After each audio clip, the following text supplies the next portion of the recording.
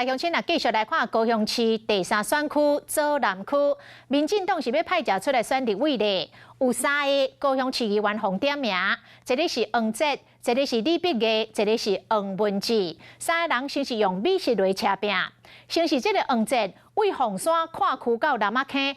大只这个吹角蒸嚼，这个相片抛出来了后，引发着热烈的讨论。啊，在地2个议员李碧雅甲黄文志，昨暝嘛拢伫家己的面册来抛出着吹角的相片。李碧雅介绍这是南仔坑在地必比登的美食，黄文志是强调讲，这个好物件当然是爱甲好朋友来分享。3个人先是用美食来相比拼。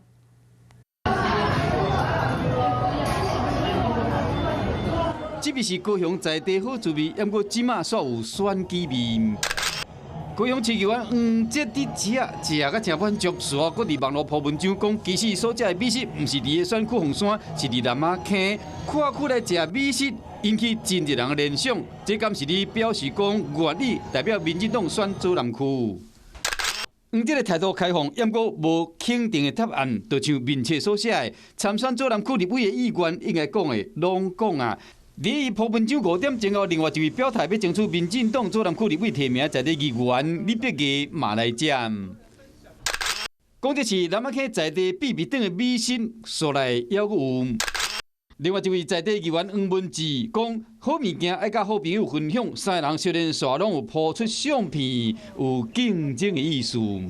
而那千里迢迢的从凤山来吃，不如你在这边就近吃。在凤山没有开分店，民进党也要赶快去整合所有的力量，包含声量啊，包含力量，包含在地的这些支持者的想法，这些我们都要赶快的来整合，尽快让这个人选确定。成功不必在我，但成功一定会有我。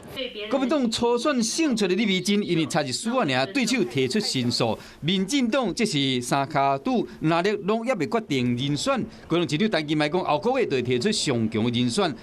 这3人什么人的代表出战，也唔知影。会当确定的是，这位家真有名。